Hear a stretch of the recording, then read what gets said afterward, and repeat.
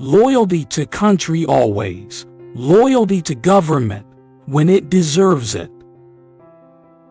The greatest power is not money power, but political power.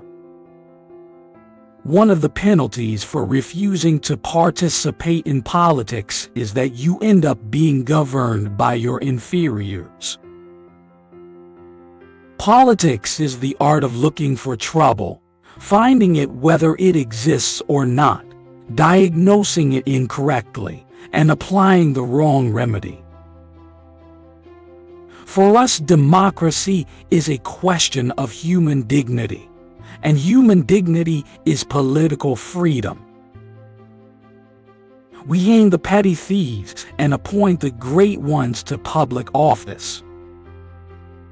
Political language is designed to make lies sound truthful and murder respectable, and to give an appearance of solidity to pure wind. Politics is war without bloodshed, while war is politics with bloodshed. The heaviest penalty for declining to rule is to be ruled by someone inferior to yourself. We shall never change our political leaders until we change the people who elect them.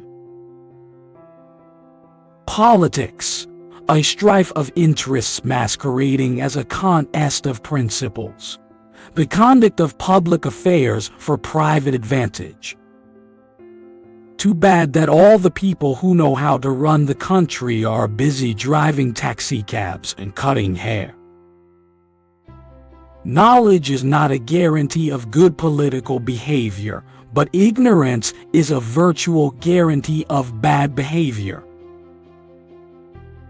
The flood of money that gushes into politics today is a pollution of democracy. If you want to rebel, rebel from inside the system. That's much more powerful than rebelling outside the system. We live in a world in which politics has replaced philosophy. Ask not what your country can do for you. Ask what you can do for your country. No matter what political reasons are given for war, the underlying reason is always economic. It is not in the nature of politics that the best men should be elected. The best men do not want to govern their fellow men. Absolute power does not corrupt absolutely. Absolute power attracts the corruptible. When people learn no tools of judgment and merely follow their hopes, the seeds of political manipulation are sown. We would all like to vote for the best man, but he is never a candidate. He knows nothing, and he thinks he knows everything. That points clearly to a political career. The political system is broken, the economy is broken, and so is society.